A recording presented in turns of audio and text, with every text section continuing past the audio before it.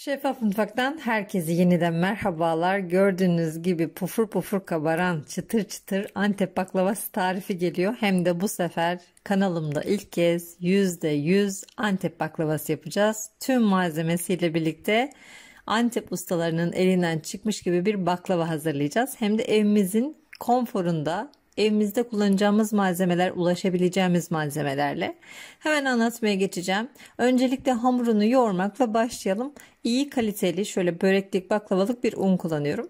2 tane yumurta, 2 yemek kaşığı kadar sirke, tuz ve karbonat ya da kabartma tozu. 1 çay kaşığı kadar kabartma tozu yeterli gelecektir. Zaten bu kullandığımız baklavalık unların içinde kabartma tozu niteliği taşıyan kabartıcılar bulunuyor. Suyla ve sıvı yağ ile birlikte başlıyorum yoğurmaya. Hamurum yumuşaktan biraz serte doğru bir hamur olacak. Elimle güzelce toparlatacağım ve 30 dakika boyunca dinlendireceğim.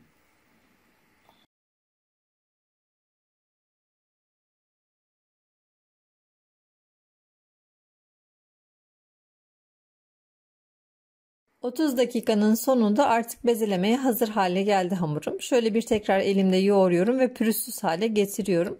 Yaklaşık ben oklavama göre ve açacağım yere göre ayarladım. Sizlerin daha küçük oklavası ve daha küçük bir yeri varsa daha küçük bezelerde hazırlayabilirsiniz. 100-105 gram arası bezeler hazırladım. Toplam 11 adet beze çıktı. Hamuru her ellediğinizde, beze yaptığınızda, açtığınızda şöyle bir 5-10 dakika kadar dinlendirirseniz işiniz çok daha kolay hale gelecektir. Bezelerimi hazırladım. 15 dakika kadar dinlendirdim ve nişasta yardımıyla başlıyorum açmaya. Merdaneyi alıyorum ilk önce elime ve bakın merdaneyi üzerinde gezdirirken hamur altında adeta dönüyor. Nasıl oluyor bu? Merdanenin bir tarafına daha fazla bastırıyorum. O zaman hamurunuz kendi ekseni etrafına dönmeye başlayacaktır. Pasta tabağı büyüklüğünde açtığım hamurları birbirinin üzerine gelecek şekilde dinlendireceğim. Yaklaşık bir 30 dakikada bu şekilde dinlendirdikten sonra 2 kere oklava kullanarak yani 2 turda tüm bir tepsiyi açacağız.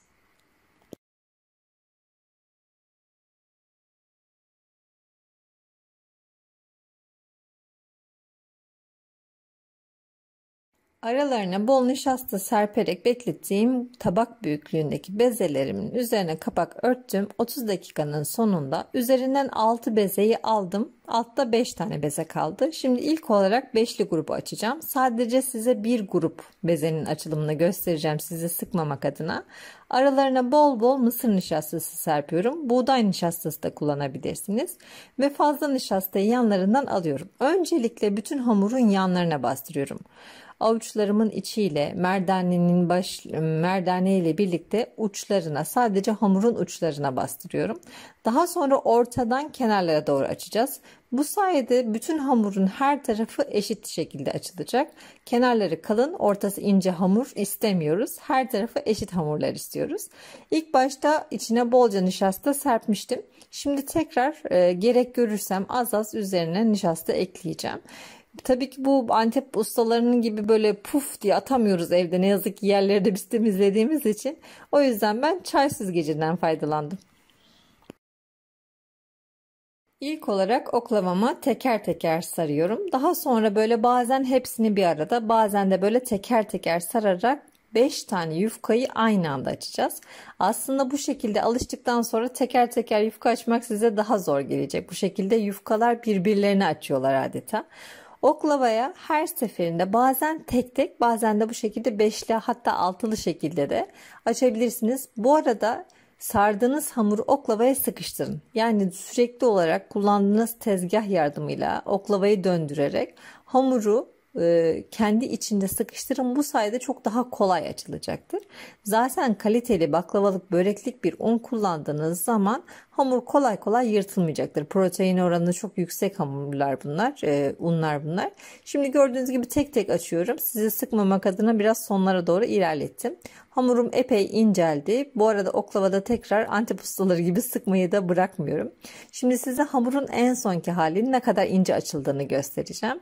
Gördüğünüz gibi aralarında doğru düzgün nişasta kalmadı ama hamur birbirine yine de yapışmıyor. Kısa sürede çok çabuk açılıyor. Yeterince inceldi ama şöyle bir oklavaya son kez alacağım, bir saracağım. Tekrar bir inceltmek için son darbelerini vuracağım.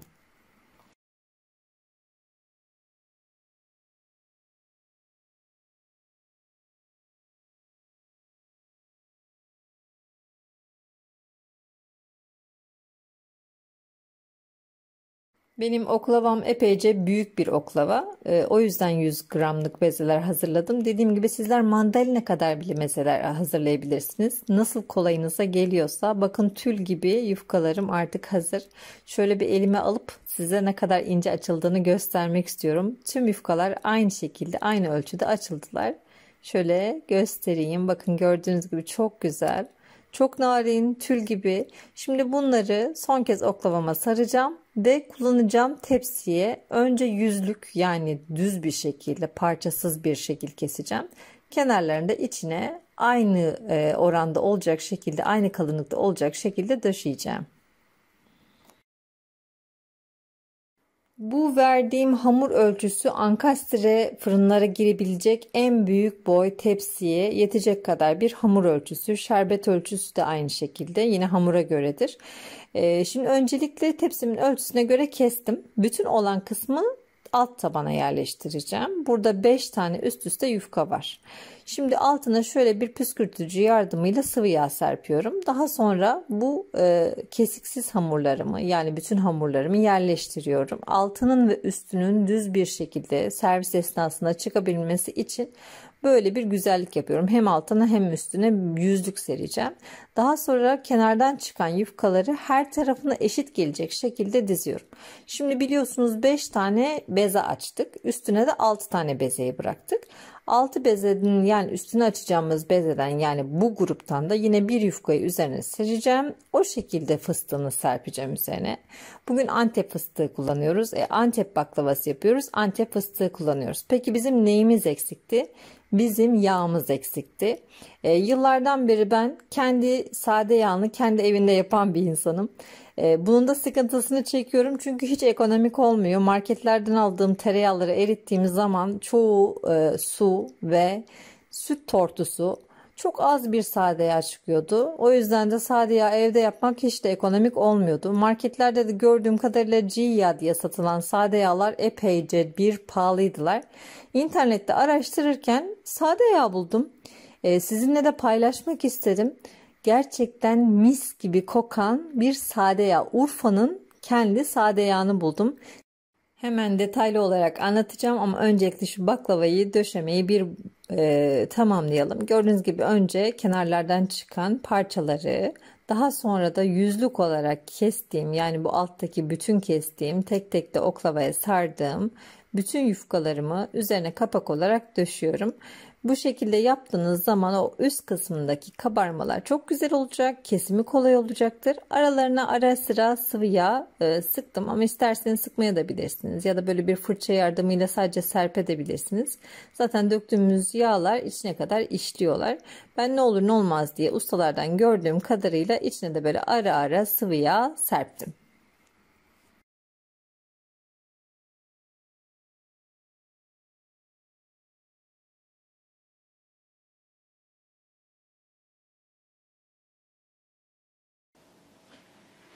Baklavayı tamamladım açmayı. Şimdi Antep baklavasını Antep baklavası yapan yağ, sade yağ. Urfa'da sade yağ diye bilinir. Dünyada G yağ diye bilinir.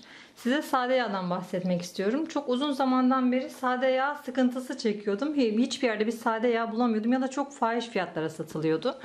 O yüzden tereyağdan kendi yağımı kendim yapıyordum.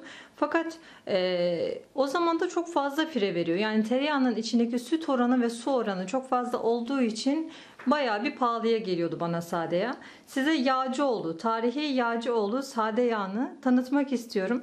Burada çeşitli yağlar görüyorsunuz. Bunlar özel, koyun ve inek. Hatta inek koyun olarak da karışık da satılıyor. Mis gibi kokusuyla, içinde tamamen sütün saf hali, sütün tamamen saf hali, yağ hali var. Ve oda ısısında muhafaza ediliyor. En önemlisi de bu. Dolaba koyduğunuz zaman bu şekilde donuyor. Bakın mis gibi koyun yağı. Öyle güzel ki yani hiç bir hani koyun olup da bir ağır kokmuyor mesela.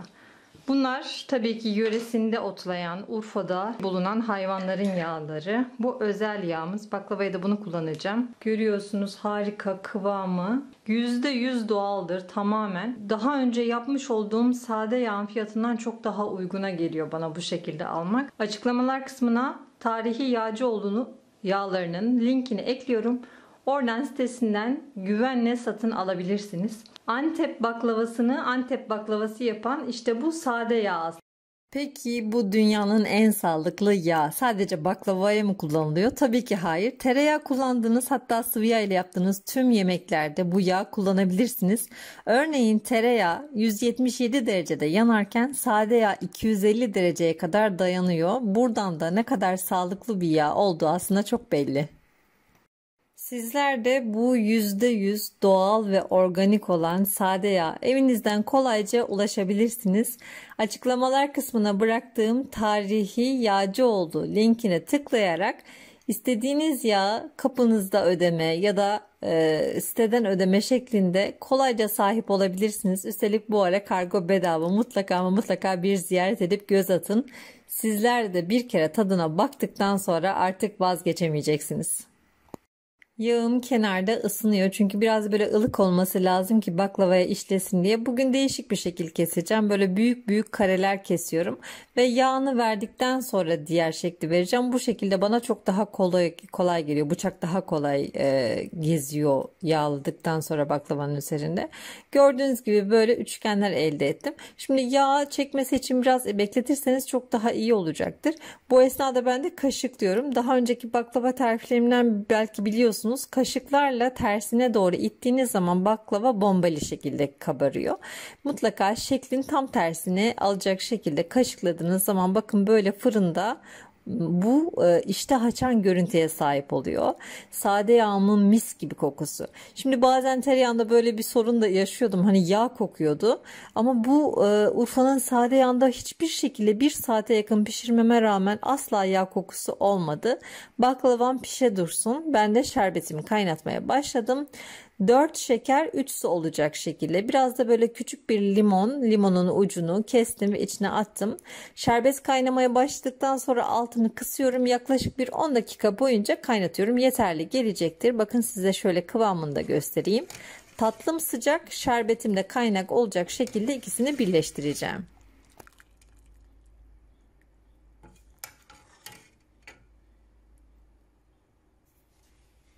Baklavam nar gibi kızarmış gördüğünüz üzere. Şimdi fırından onu çıkartacağım ve kaynar şerbetle buluşturacağım. Her zaman söylüyorum, kaynar şerbeti verdiğiniz nasıl hamurlaşmıyor Tuğba Hanım diye soruyorsunuz. Bu şekilde şakır şakır yağın içinde pişen kavrulan baklava kaynar şerbette asla ama asla hamurlaşmaz. Ben size finalde bunu bol bol göstereceğim. Üst katmanlarından da gördüğünüz gibi çok güzel kabarmış. İçinde şu an görmüş olduğunuz bu fazla yağı da süzeceğim. Hiç aklınız kalmasın. Tuğba bana bu kadar yağ yedirmeyeceksin değil mi diyorsunuz ama aslında o süzdüğünüz zaman çok kalmıyor. Onun baklava hemen çekiyor içine. Ama fazla yağını mutlaka şöyle bir ustalardan gördüğüm gibi bir kaseye alacağım. Hem size ne kadar yağ çıktığını da göstereyim. Ne kadar yağ arttığını da göstereyim. Daha sonra hiç bekletmeden, baklavam soğumadan hemen kaynar şerbetle birlikte buluşturacağım. Bu arada gördüğünüz gibi yağda en ufak bir renk değişikliği yok. Biraz yeşillenme var. O da fıstığın yeşiliyle birlikte buluşmuş.